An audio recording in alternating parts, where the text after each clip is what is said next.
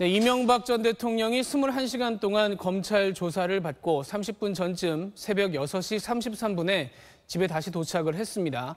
네, 자택 연결해서 현재 상황을 한번 알아보겠습니다. 네, 원정진 기자. 네, 이명박 전 대통령 자택 앞에 나와 있습니다. 네, 조금 전에 집에 들어갔는데 귀가 당시 상황을 다시 한번 정리해 주시죠. 네, 조금 전 이명박 전 대통령이 검찰 조사를 받으러 집을 나선 지 21시간 만에 다시 집으로 돌아왔습니다. 이 전 대통령은 자택 앞에서는 별도로 모습을 드러내지 않은 채 빗속에서 차를 타고 그대로 집 안으로 들어갔습니다.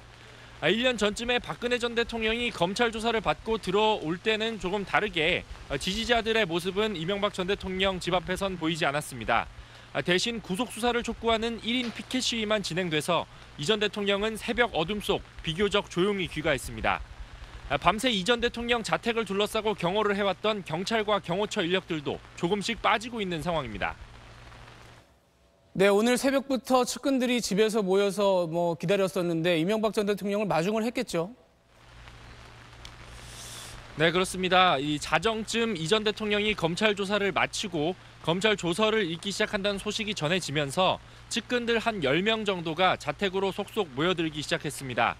맹영규 전 행정안전부 장관, 김효재 전 청와대 정무수석 등 한 10명 정도가 이명박 전 대통령을 면담한 것으로 알려졌는데요.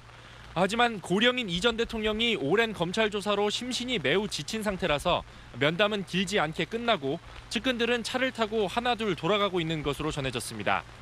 이 전 대통령이 돌아온 뒤에도 자택 창문마다 블라인드가 쳐져 있어서 집 안에서는 불빛이 새어나오지 않고 있고 또 안의 상황을 전혀 들여다볼 수 없는 상황입니다. 검찰 조사를 마치고 돌아온 이 전 대통령 자택은 지금 어둠과 적막에 둘러싸여 있습니다. 지금까지 이명박 전 대통령 자택 앞에서 SBS 원종진입니다.